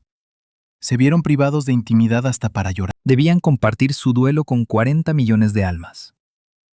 Al alcanzar la Plaza de Colón, el panorama que encontraron era sobrecogedor. Miles y miles de ciudadanos formaban una cola interminable bajo el sol implacable de junio. La fila se extendía a lo largo de varias manzanas. Había personas que habían viajado en autocares desde Andalucía, desde la costa de Valencia, desde el norte del país. Anhelaban poder verla por una última vez. Al abrirse las puertas de la capilla ardiente, el público pudo contemplar a Rocío Jurado por última vez. Lucía hermosa, con un semblante sereno, ataviada con gran elegancia y maquillada como si estuviera a punto de salir al escenario, pero permanecía inmóvil. Ese contraste resultaba verdaderamente desgarrador. La mujer, que era pura energía, un torbellino en movimiento, ahora yacía como una estatua de cera. Sobre su féretro reposaban la bandera de España y la de Andalucía. Era la soberana indiscutible de dos tierras. Durante un par de días, Madrid se erigió como la capital del duelo nacional. Políticos de todo el espectro, cantantes, competidores, actores y toreros, todos acudieron para presentar sus respetos ante el ataúd. Pero lo más conmovedor fue la gente del pueblo. Ancianas con dificultades para caminar, que aguantaron 5 horas de espera solo para poder persignarse ante ella y musitarle: «Adiós, nuestra Rocío». No obstante, el periplo de Rocío no concluía en Madrid. Su última voluntad había sido expresada con claridad. Deseaba regresar a su tierra natal. Anhelaba volver a su Chipiona. Quería reposar para siempre en el cementerio de San José, bajo el cielo gaditano, muy cerca del mar que la había visto nacer. Y de esta manera se inició el último gran viaje, el traslado definitivo hacia el sur. En la siguiente entrega, seguiremos a Rocío en esa travesía final con destino a Andalucía. Seremos testigos de cómo Chipiona entera se lanzó a la calle para dar la bienvenida a su hija más querida. Relataremos los detalles del funeral multitudinario, los lamentos de dolor en el Camposanto y el instante preciso en que la lápida de mármol selló para la eternidad el descanso de la más grande, su mito. Pero además, nos adentraremos de nuevo en la desolada mansión de Villajurado para descubrir lo que sucedió una vez que las cámaras dejaron de grabar y el clan familiar debió volver a un hogar donde el vacío se hacía ensordecedor. El viaje de los restos mortales de Rocío Jurado, partiendo desde Madrid rumbo a su Chipiona querida, su tierra de origen, fue mucho más que un mero trámite fúnebre. Se convirtió en una auténtica peregrinación nacional que recorrió el corazón de la península, mientras el vehículo mortuorio devoraba kilómetros de asfalto en dirección al sur, despidiéndose de la aridez de la meseta castellana para sumergirse en los paisajes de olivares de Andalucía. Daba la impresión de que España entera le rendía homenaje a su paso. Sobre los puentes que cruzaban la autovía, la gente desplegaba enormes telas blancas con mensajes de adiós. Los transportistas tocaban el claxon de sus camiones como muestra de profundo respeto. Era la despedida del pueblo llano, de esa gente humilde para la que siempre elevó su voz. Chipiona, aquella localidad costera de casas encaladas frente al Atlántico, que fue testigo de su nacimiento, había mutado por completo. Dejó de ser el bullicioso destino vacacional y estival para transformarse en un epicentro del luto colectivo. Sus vías se encontraban completamente abarrotadas. Las estimaciones hablan de que más de 20.000 personas desbordaron una localidad que difícilmente alcanza esa cifra de habitantes. Arribaban autocares desde todos los rincones. Las existencias de flores se terminaron en cada una de las floristerías de la provincia gaditana. Era imposible encontrar un solo clavel. No quedaba ni una sola rosa blanca en un radio de muchísimos kilómetros. Cada persona sentía la necesidad de darle una última ofrenda. Cuando la comitiva fúnebre se adentró en las vías de Chipiona, el estruendo resultó impactante. No se trataba de silencio, sino de una ovación cerrada e inacabable, entremezclada con exclamaciones de «¡Guapa! ¡Reina! ¡No nos dejes!». Desde los balcones, las mujeres arrojaban pétalos de flores al aire, formando una delicada lluvia multicolor que descendía lentamente sobre el vehículo oscuro. Los hombres se descubrían la cabeza en señal de respeto. Los más pequeños observaban atónitos, conscientes de que estaban siendo testigos de un instante para la historia. Rocío regresaba a su hogar, aunque esta vez lo hacía para permanecer eternamente en su tierra. El punto final del recorrido era el santuario de Nuestra Señora de Regla. Aquel lugar representaba para Rocío el epicentro de toda su espiritualidad. Allí se encontraba su Virgen, aquella talla menuda y de tez oscura, a la que le había suplicado protección antes de iniciar cada una de sus giras, a la que le había implorado por su salud y a la que le había dedicado cantes con los ojos arrasados en lágrimas en innumerables ocasiones. Acceder a ese santuario portando el féretro sobre los hombros significó el punto álgido de su devoción religiosa. El templo se encontraba absolutamente repleto de gente. La atmósfera era asfixiante, una combinación del calor andaluz, la multitud apretujada y la cera fundida que goteaba de millares de cirios. El aroma a incienso lo impregnaba todo en el ambiente. Sus familiares, situados en el primer banco, se mostraban completamente agotados. José Ortega Cano, a quien se le notaba sedado para poder sobrellevar aquel trance, mantenía la mirada perdida, como si su conciencia se resistiera a aceptar la realidad. Por su parte, Rocío Carrasco se sujetaba con fuerza del brazo de su compañero, Fidel Albiac, cual náufrago que se agarra a sus salvavidas. Amador Muedano sollozaba de forma desconsolada, cubriéndose la cara con ambas manos. La ceremonia religiosa fue conmovedora, intensa y muy flamenca. Y es que en Andalucía, la despedida a los muertos se experimenta de un modo distinto. Se le canta y se le grita. No se trata de un adiós distante y formal, sino de un desgarro lleno de pasión. En el instante en que comenzaron a sonar las notas de la Salve Rociera, interpretada por un coro del pueblo con las voces rotas por la profunda emoción, dio la sensación de que los muros del templo vibraban. Parecía que toda Chipiona se unía en una única garganta para arrullar el descanso de su hija más querida. Posteriormente, se emprendió la marcha hacia el cementerio de San José. Aquel fue un trayecto pausado y agónico. El gentío se arremolinaba en torno al vehículo fúnebre, con la intención de rozarlo, de formar parte de aquel momento histórico. Las fuerzas del orden luchaban por abrir un corredor. Era la viva imagen de un caos provocado por el amor desmedido. Una vez en el Camposanto, donde aguardaba el mausoleo destinado a ser un futuro punto de peregrinaje, se experimentó el instante de la separación material y definitiva. El sepelio se convirtió en una manifestación de dolor en estado puro. Contemplar cómo el ataúd desciende hacia la tierra es la constatación palpable de que ya no existe vuelta atrás. Ortega Cano necesitó ser sujetado para evitar que se desplomara. Clamaba el nombre de su Rocío. Representaba la viva estampa de la desesperación más absoluta. En aquel preciso instante, bajo el implacable sol de Cádiz, concluyó el capítulo vital de Rocío Jurado, para dar comienzo al de su leyenda. La pesada lápida de mármol vino a sellar la sepultura, y con ella, una era dorada tanto para la música como para la crónica de sociedad en España. Sin embargo, una vez finaliza el sepelio, sucede algo de lo que raramente se comenta. Los asistentes se retiran a sus hogares. Los equipos de televisión se desconectan y empiezan a recoger sus materiales. Los reporteros envían sus artículos y regresan a sus hoteles.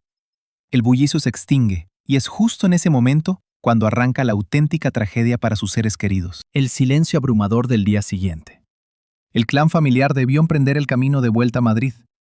Tuvieron que regresar a Villa Jurado, y esa vuelta a la mansión resultó, con toda probabilidad, todavía más difícil que el propio funeral. Traten de imaginar lo que supone acceder a esa casa apenas un par de días después de haber retirado el féretro. La vivienda todavía conservaba su perfume. Sus trajes continuaban colgados dentro del armario, perfectamente clasificados por tonalidades, como si aguardaran a ser elegidos. Sus productos de maquillaje permanecían sobre el tocador del cuarto de baño, con la barra de labios destapada, dando la impresión de que acababa de utilizarla. Toda su colección de zapatos se encontraba perfectamente ordenada en el vestidor. El hogar rebosaba de objetos, pero se sentía desprovisto de alma. Villa Jurado se había transformado en un solemne santuario dedicado a la añoranza. Cada esquina representaba un golpe de nostalgia dolorosa. Aquel sillón en el que disfrutaba viendo sus programas favoritos. El imponente piano de cola que presidía el salón, con su tapa cerrada como si guardara un luto perpetuo. La cocina, un espacio donde ya no resonaba su carcajada inconfundible al catar alguna de sus creaciones culinarias. La ausencia material de alguien que ocupaba cada rincón resulta simplemente devastadora. La personalidad de Rocío era todo menos sutil. Era arrolladora, sonora, llena de una energía desbordante. Su falta creaba un silencio atronador, un vacío de vitalidad que provocaba que la residencia se sintiera inmensa y gélida. Por sus estancias, un Ortega Cano perdido vagaba sin rumbo fijo por la mansión, cual espectro errante. Se resistía a mover el más mínimo objeto.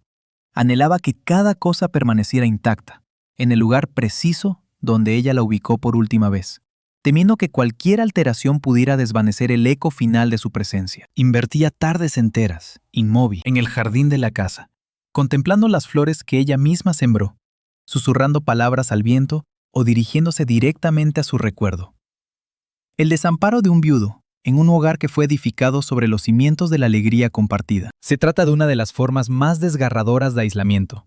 Mientras tanto, Rocío Carrasco lidiaba con su particular precipicio emocional. Acceder al dormitorio materno, encontrar el lecho desocupado, libre ya del instrumental clínico, pero todavía conservando la marca de su figura sobre el colchón, tuvo que suponer un trance verdaderamente desolador para ella. Se vio en la obligación de comenzar a gestionar los asuntos materiales de su madre, una tarea para la que se sentía completamente sin energía. ¿Cómo se decide el destino de las prendas de una persona recién fallecida?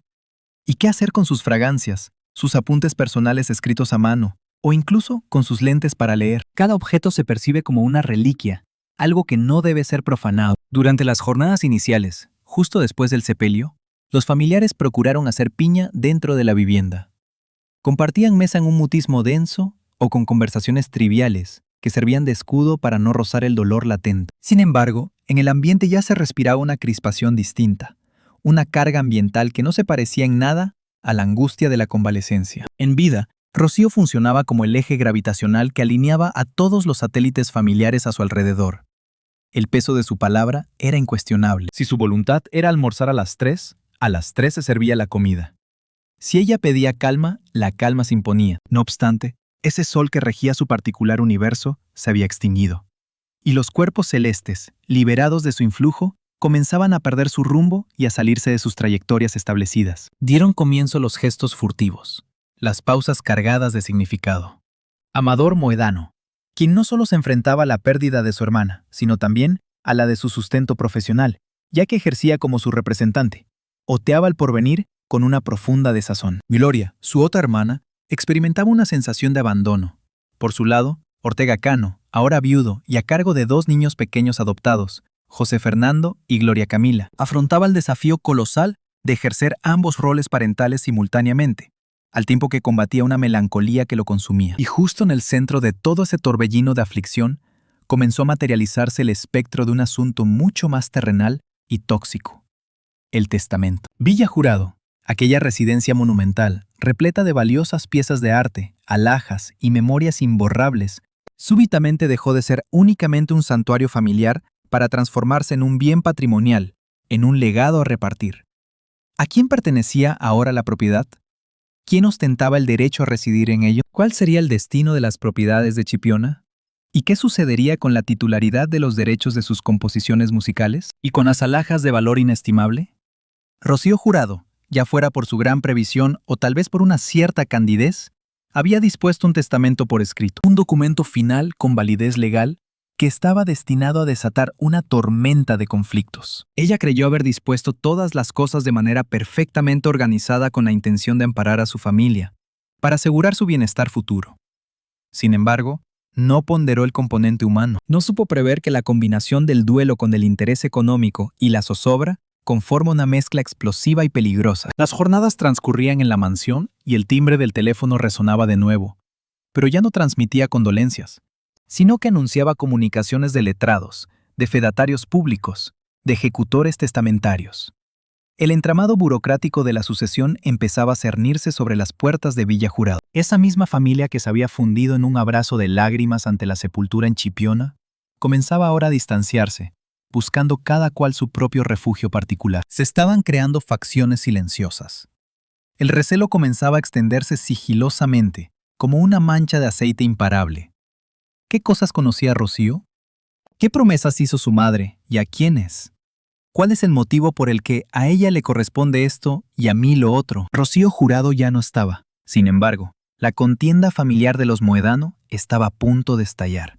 Y el campo donde se libraría el primer gran enfrentamiento sería, justamente, el gran salón de aquella morada enmudecida, el lugar elegido para la revelación del testamento que dinamitaría los cimientos de la unión familiar que ella había protegido con tanto ahínco durante su existencia. En el siguiente capítulo, procederemos a romper el lacre del sobre, expondremos las cláusulas de aquel controvertido legado y seremos testigos del reparto del patrimonio de la más grande, observando cómo cada disposición, cada determinación tomada por Rocío desde el más allá, se transformó en la semilla de un cisma que fracturaría su clan de forma irreparable y definitiva, además de sentenciar a Villa Jurado a un porvenir absolutamente enigmático.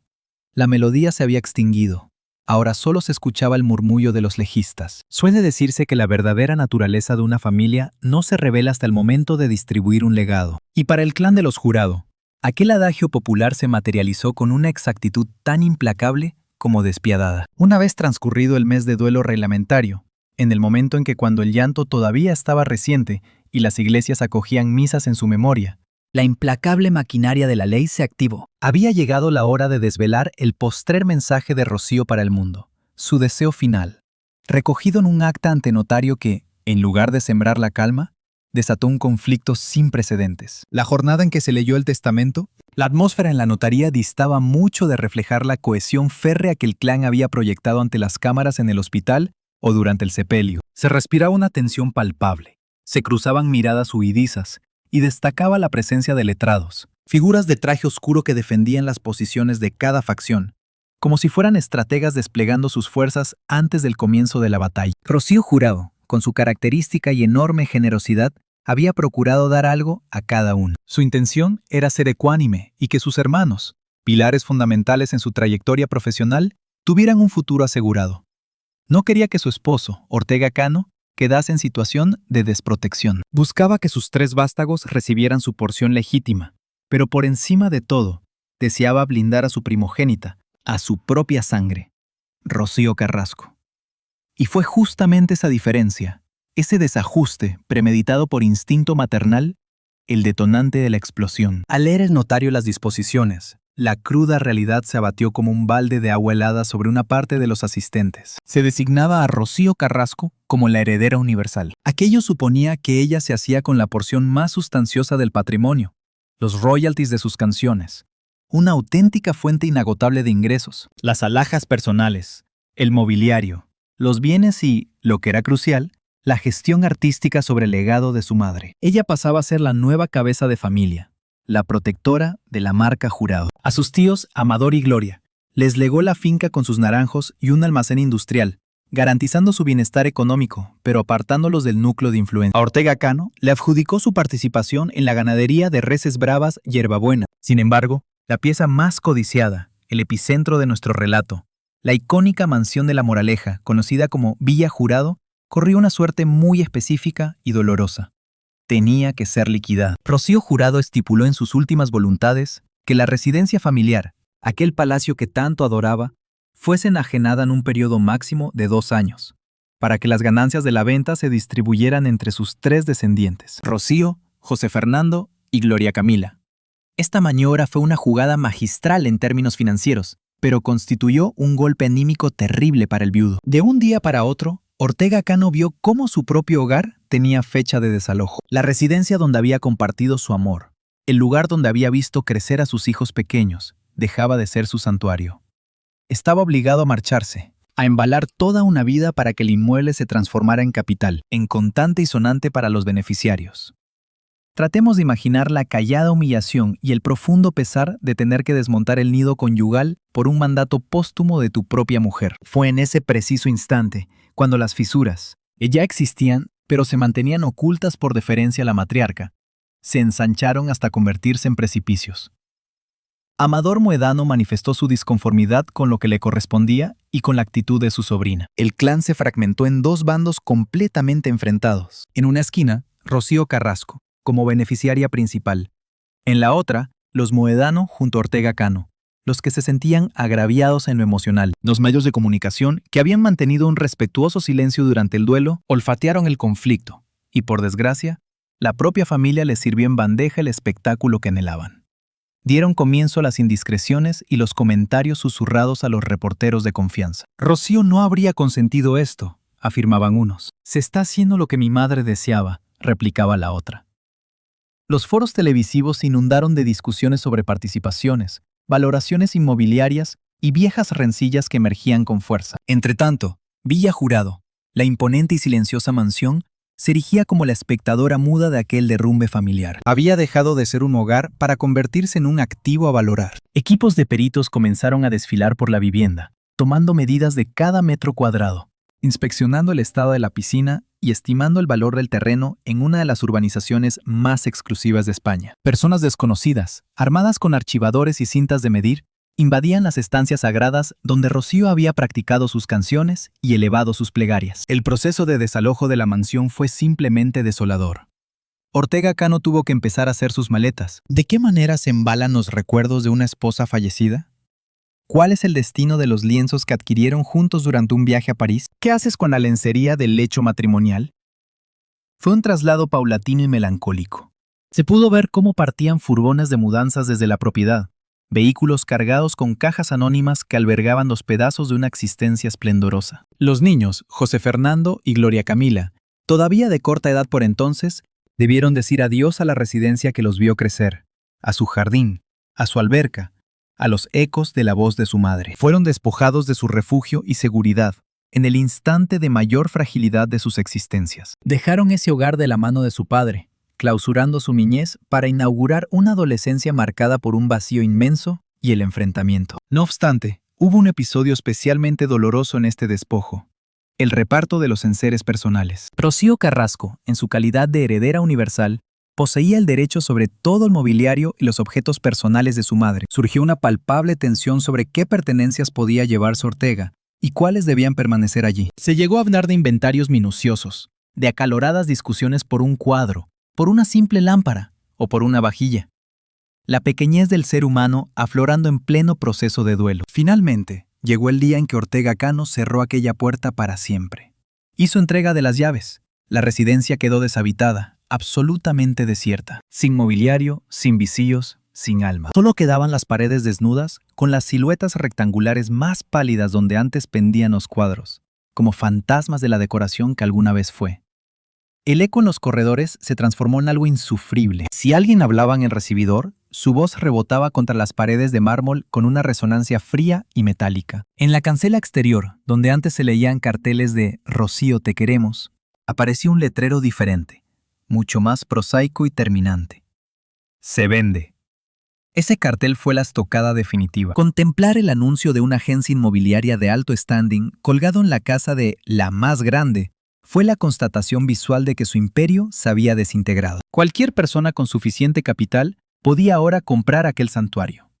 Un millonario desconocido, una estrella del fútbol, un inversor de otro país. Quienquiera que fuera, podía ahora dormir en la alcoba donde falleció Rocío Jurado si estaba dispuesto a pagar el precio. La operación de venta no fue para nada sencilla. La casa era inmensa, de mantenimiento muy costoso, y además soportaba la carga de su propia historia. Numerosos compradores potenciales la recorrían por puro morbo, deseando únicamente ver dónde vivió el artista, pero sin formalizar ninguna oferta. La casa continuó cerrada, desocupada y en el mercado durante un lapso que se antojó una eternidad. Y en ese periodo de abandono, la propiedad comenzó a padecer. Un jardín sin cuidados perece rápidamente durante el verano madrileño. Las malas hierbas empezaron a brotar entre las losas de la entrada. La piscina, sin tratamiento de cloro ni depuradora, se tiñó de un color verdoso. El polvo comenzó a cubrir los ventanales cerrados. La mansión, que había sido uno de los entes más mimados de España, empezó a envejecer de forma prematura, como si ella misma estuviera guardando luto.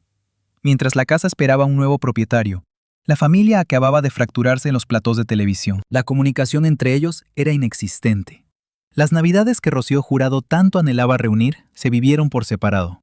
unos en Sevilla y otros en la capital. El clan Jurado había dejado de ser una entidad cohesionada. Solo quedaban individuos que compartían un apellido, enfrentados por la interpretación de un legado y por la distribución de unos bienes materiales. Rocío Carrasco trasladó varios contenedores repletos con las pertenencias de su madre hasta un almacén guardamuebles. Dicen que fueron 18 contenedores, llenos de vestidos de cola, batas, galardones, cartas, fotografías y hasta grabaciones nunca antes escuchadas. El universo material íntegro de la Jurado quedó confinado dentro de cajas metálicas en un oscuro polígono industrial, esperando un propósito que tardaría muchísimos años en revelarse.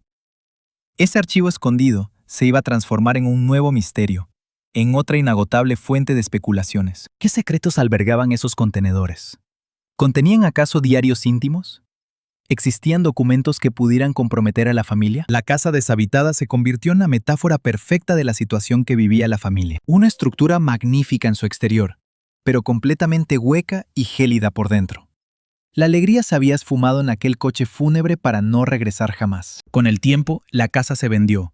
Un inversor se hizo con la propiedad.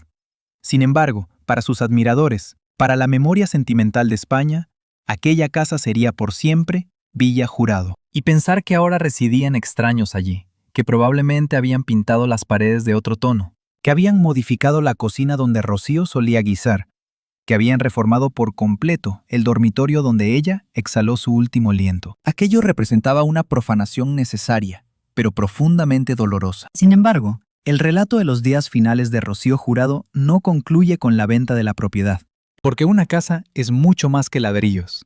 Es la esencia que se queda adherida al lugar. Y circulan leyendas que aseguran que la energía de Rocío era tan poderosa que realmente nunca se marchó del todo. En la siguiente entrega, nos sumergiremos en el ámbito de la leyenda y de su legado espiritual. Dialogaremos sobre lo que ocurrió con el famoso museo en Chipiona, que demoró años en inaugurarse por culpa de las disputas familiares. Y regresaremos a la mansión por última vez, para comprobar qué queda hoy de aquel palacio, cómo se ha transformado y si, todavía en las noches de fuerte viento, se puede oír el eco de una copla en el jardín de la Moraleja. Mientras tanto, el letrero de "Se vende" se volvía amarillento bajo el sol en la verja de la mansión. Al sur de España, en Chipiona, un edificio diferente continuaba cerrado a cal y canto, acumulando cada vez más polvo y más preguntas. Se trataba del Museo de Rocío Jurado. Si la venta de la casa fue el emblema de la dispersión familiar, el cierre extendido del museo se convirtió en el reflejo de una inacción tanto burocrática como sentimental, que se adueñó del patrimonio del artista más icónica. Rocío había manifestado con total claridad su última voluntad. Anhelaba que su localidad natal contara con un espacio donde sus admiradores pudieran contemplar sus trajes, sus galardones, sus objetos más preciados. Su deseo era que su legado artístico continuara palpitando en un recinto físico. La edificación ya estaba finalizada. Las expositoras estaban adquiridas. Sin embargo, las entradas se mantuvieron clausuradas por un lapso superior a una década. 15 años de mutismo, 15 años de enfrentamientos burocráticos y personales, que terminaron por convertir la aspiración de Rocío en una construcción fantasmal. El motivo que se dio oficialmente aludía a desacuerdos de tipo administrativo. La verdadera causa, que era un secreto a voces en el pueblo, radicaba en la tensión latente entre su hija, Rocío Carrasco, y el resto de sus parientes, a lo que se sumaban los enredos políticos propios del ayuntamiento. Durante mucho tiempo, los seguidores peregrinaban hasta Chipiona solo para toparse con un acceso vedado. Se asomaban por los ventanales tratando de distinguir las figuras de los maniquíes sumidos en la penumbra. Se trataba de una metáfora bastante cruel. Rocío estaba presente allí, pero resultaba completamente inaccesible. Su herencia permanecía retenida a causa de las rencillas de los que aún vivían. Al mismo tiempo, en una zona industrial en la periferia de Madrid, estaba ocurriendo un hecho que parecía extraído de una novela de suspense. Esos 18 contenedores que Rocío Carrasco había abarrotado con las pertenencias de su progenitora, después de desalojar la residencia, continuaban allí, sumidos en la opacidad de una nave industrial alquilada. Nadie tenía certeza sobre lo que contenían en su interior. Se transformaron en una especie de santo grial para la prensa del corazón. Durante un largo periodo, esos cofres metálicos conservaron la esencia de Rocío. Custodiaron sus batas de cola con las que había triunfado en el continente americano. Preservaron las anotaciones improvisadas en servilletas de papel, donde esbozaba ideas para sus canciones. Salvaguardaron sus plegarias, sus objetos de fe, sus confidencias más íntimas. Era como una cápsula temporal detenida, aguardando el instante preciso para ser revelada. Y ese instante llegó, aunque no de la forma en que todos imaginaban. No ocurrió en la privacidad, sino frente a las cámaras, durante un acontecimiento televisivo de masas que cautivó a toda España no hace mucho. Rocío Carrasco tomó la determinación de desvelar el contenido de los contenedores, y lo que emergió de ellos no eran simplemente enseres, sino sentimientos en su forma más pura. Al destapar aquellos baúles, la fragancia de su perfume, esa esencia inconfundible que solía llevar, Ángel de Thierry Mugler, impregnó por completo el estudio de televisión. Fue como si el alma de Rocío se hubiera liberado de su confinamiento tras largos años de encierro. Pudimos ver cómo aparecía el piano de gran cola de color blanco. Pudimos contemplar el sofá en el que solía descansar, y vimos la mesa del comedor que fue testigo de innumerables celebraciones navideñas. No obstante, lo más sobrecogedor fue el destino que se le dio a todos esos enseres. Puesto que la auténtica residencia Villajurado ya se había vendido y había sido transformada por sus nuevos dueños, la cadena televisiva optó por reconstruir la mansión dentro de un plató. Erigieron una réplica idéntica de cada una de las estancias de la vivienda de La Moraleja. Ubicaron el mobiliario original exactamente en la misma disposición. Se recrearon el dormitorio principal, la sala de estar y también el vestidor. Aquello supuso un experimento visual y anímico de una intensidad tremenda. Observar a su propia hija deambular por aquella casa espectral, acariciar los muebles de su madre y emocionarse en la que fue su habitación, representó una especie de catarsis ante el gran público. Fue la prueba fehaciente de que, si bien la construcción física se había perdido, la casa de los recuerdos permanecía absolutamente intacta. Monte Alto fue el nombre que le dieron a esa recreación. Se trató de un tributo efímero, construido con cartón piedra y focos de plató, pero que durante un instante logró devolvernos el encanto de Villajurado. ¿Y cuál fue el destino de la casa auténtica? ¿Qué sucedió con la verdadera construcción de ladrillo y hormigón? Su porvenir fue mucho más terrenal. Tras pasar varios años en venta, afectada por el desplome inmobiliario que sacudió a toda España, la vivienda tuvo que rebajar su precio de manera muy significativa. De las cifras desorbitadas que se solicitaban en un inicio, finalmente se traspasó por un importe muy inferior a un comprador particular. El nuevo propietario no tenía intención de habitar en un mausoleo. No deseaba convivir con los espectros de una gran artista, por muy legendaria que fuese. Por ello, procedió como lo hacen los nuevos dueños, acometiendo una reforma integral. Irrumpieron las máquinas excavadoras, llegaron los obreros, se derribaron paredes, se sustituyeron los pavimentos, se actualizó la cocina y se retiraron los antiguos azulejos que Rocío había escogido con tanto esmero para reemplazarlos por materiales contemporáneos y de estilo minimalista. Actualmente, si alguien accede a esa casa, ya no percibe la huella de Rocío Jurado. La apariencia externa conserva una gran similitud con esa fachada tan característica, pero su esencia interior ha sido completamente erradicada, ha sido desjuradizada. Ahora es una residencia de lujo más en La Moraleja.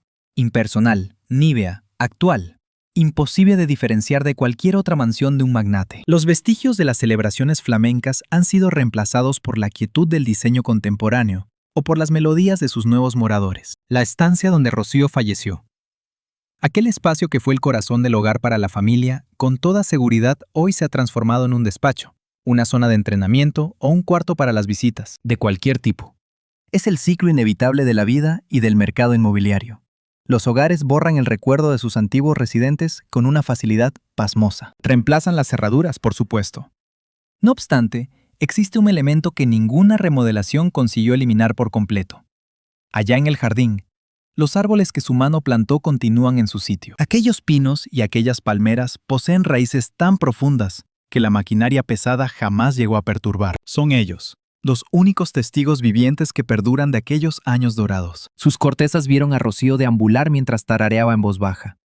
Observaron los juegos infantiles de sus hijos, contemplaron la llegada de la ambulancia y más tarde, la partida del coche fúnebre. Ah, si los árboles tuvieran la capacidad de hablar, ¿qué relato tan diferente narrarían sobre la auténtica soledad que embargaba a la gran estrella? Por fin, durante el año 2022, se obró el tan esperado milagro en Chipiona. Las contiendas familiares parecieron firmar un armisticio, o tal vez fue que la insistencia del público se volvió insostenible, y el museo dedicado a Rocío Jurado finalmente inauguró su existencia. Al fin, sus icónicos vestidos pudieron escapar de la penumbra. Por fin, aquel piano de cola halló su emplazamiento definitivo. Cruzar el umbral de ese museo en la actualidad constituye una vivencia casi mística para quienes la admiraban. En su interior se encuentra todo. Allí descansa la imponente bata de cola carmesí. Allí relucen los premios Grammy y se exhibe la fiel réplica de su camerino personal. Se trata de un espacio rebosante de luz, melodía y vitalidad. Representa la antítesis exacta de aquella casa vacía y enajenada. Resulta ciertamente curioso reflexionar sobre esta dualidad tan marcada. La residencia donde habitó y exhaló su último aliento se ha transformado en un sitio anónimo y gélido, completamente desprovisto de su esencia característica. En cambio, el museo, un inmueble que ella jamás ocupó en vida, ha evolucionado hasta ser su auténtico y perdurable hogar en la tierra. Es en ese lugar donde su espíritu reside ahora mismo. Es a ese santuario donde el público acude a su encuentro. La ponzoñosa herencia se ha ido desvaneciendo con el paso del tiempo, si bien las heridas familiares todavía permanecen abiertas. Rocío Carrasco se encuentra en una orilla y sus hermanos en la opuesta.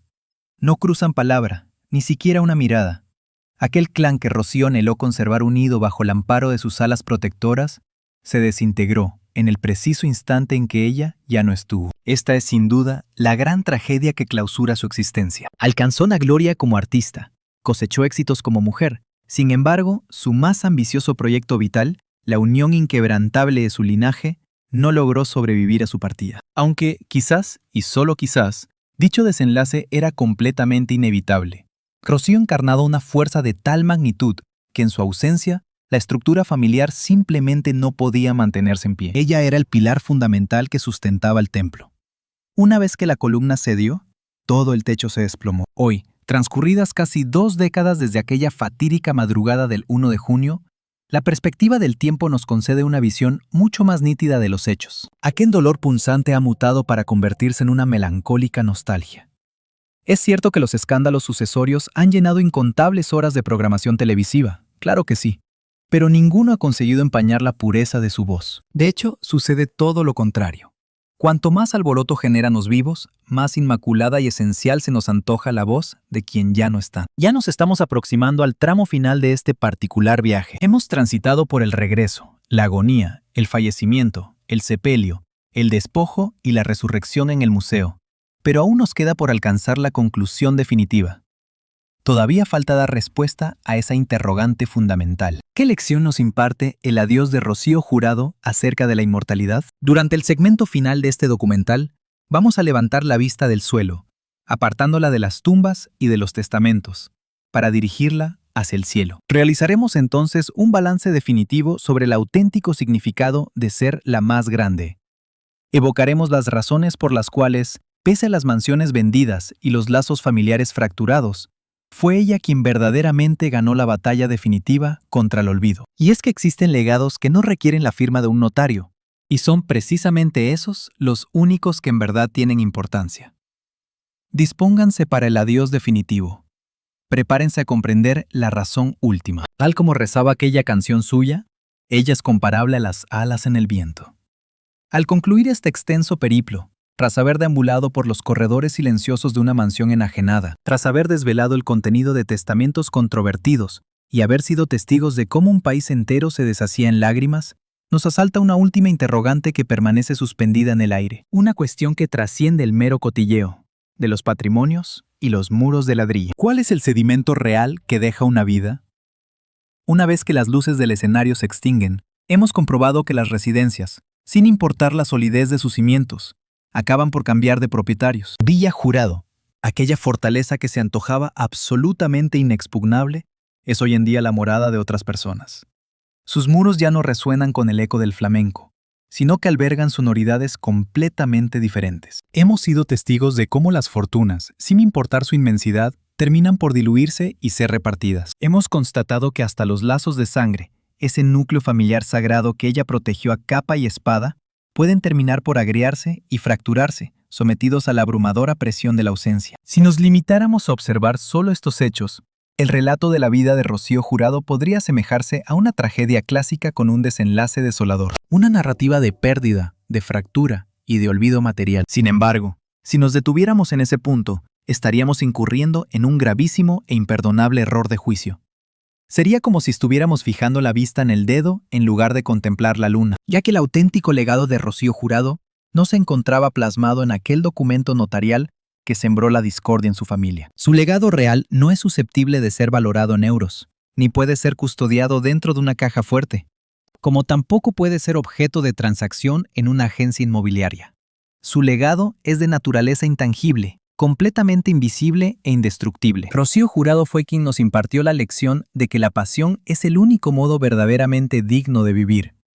Ella no se limitaba a cantar, se dejaba la vida en el escenario. En cada ocasión en que abría la boca, de sus labios no brotaban únicamente notas perfectas, sino que emergía una verdad visceral, que lograba conectar directamente con el sufrimiento y el júbilo de incontables admiradores. Aquel lazo indestructible no se desvaneció en las primeras horas de aquel 1 de junio de 2006. Muy por el contrario, se forjó para la eternidad. En la actualidad, cuando una persona, ya sea en su vehículo o en medio de la cocina o en plena celebración, oye las notas iniciales de "como una ola", sucede un instante prodigioso. El reloj se para por completo y la misma muerte se desvanece. Rocío regresa a la vida, con una vitalidad arrolladora, poseedora de esa energía ciclónica que logra erizarte la piel por completo. Justo en ese momento, carece de importancia. No consiste en perdurar eternamente en una envoltura física que se deteriora y decae, sino en permanecer para siempre en el recuerdo sentimental de toda una nación. Rocío alcanzó una hazaña que escasos artistas logran materializar: transformarse en una cualidad definitoria. El apelativo de implica ser inmensa en el afecto, inconmensurable en el sufrimiento, ilimitada en la entrega y majestuosa hasta en el adiós. Existe la creencia de que los seres humanos fallecen en 2 ocasiones. La primera, al exhalar su último aliento, y la segunda, cuando su nombre es mencionado por vez postrera. Siguiendo esa premisa, se puede afirmar que Rocío Jurado ha alcanzado la inmortalidad. Sus melodías aún son interpretadas en certámenes de nuevos talentos por jóvenes que todavía no habían venido al mundo en el momento de su fallecimiento. Tanto su particular estilo como los acontecimientos de su vida continúan siendo objeto de imitación y discusión. Ella salió victoriosa en la batalla definitiva. Derrotó a la enfermedad, pues aunque ésta se apoderó de su cuerpo físico, fue incapaz de rozar siquiera su legado artístico. Logró superar el olvido y conquistó al mismísimo tiempo. Si en este preciso instante pudiésemos regresar a aquel cuarto en el nivel inferior de Monte Alto, desprovisto de todo y en completa quietud, y afináramos la escucha con atención, probablemente no percibiríamos sonido alguno. Pero al poner un pie en la calle, al dirigirnos a Chipiona, al entrar en los teatros o al conectar con el alma del pueblo, el estruendo que nos envuelve es simplemente atronador. Se trata del sonido de una ovación que se prolonga hasta el infinito. Rocío partió de la misma manera que vivió, por todo lo alto. Nos legó la enseñanza de que se debe vivir la vida con máxima vehemencia, apostándolo todo sin retorno, amando sin reparos y cantando hasta sentir que el alma se desgarra. Nos demostró que es posible empezar desde la más absoluta humildad para alcanzar la cima con los dedos, y que, a fin de cuentas, lo único que permanece es el afecto que has entregado. Es posible que la residencia de La Moraleja haya extraviado su esencia, que haya sido transformada y actualizada hasta quedar completamente irreconocible. No obstante, el auténtico hogar de Rocío Jurado ya no se define por tener portones, ni ventanales, ni cubierta alguna. Su morada es el propio aire. Su refugio es el viento de levante que azota la costa de Cádiz. Su verdadero hogar es la copla. Ella ya no precisa de cobijos construidos con ladrillos. Ahora ella goza de una libertad plena, liberada de los medicamentos, exenta de los sufrimientos, despojada de las inquietudes familiares y de la presión mediática. Ahora ella es, tal como proclamaba su célebre canción, semejante a las alas que se entregan al viento. Se eleva muy alto, viaja muy lejos, y desde esa atalaya celestial, ataviada con una majestuosa bata de cola tejida de nubes, continúa velando por sus seres queridos y sigue susurrando sus melodías cerca de nosotros. Por tanto, no derramemos lágrimas por la mansión que cambió de manos y lamentemos un desenlace melancólico. Festejemos en su lugar el inmenso privilegio de haber compartido una misma época con ella. Celebremos el simple hecho de su existencia. Damas y caballeros, el pesado telón de terciopelo carmesí ha descendido por última vez. Los focos que iluminaban el escenario se han extinguido por completo. Los músicos de la orquesta han recogido ya sus instrumentos. Sin embargo, en la penumbra del teatro ahora desierto, si se agudiza el oído con detenimiento, aún resuena la estela de una última nota, sostenida, vibrante e impecable, que se resiste con firmeza a desvanecerse en el silencio. Es el timbre inconfundible de Rocío, y ese torrente de voz no enmudecerá nunca. por siempre en nuestra memoria. Rocío.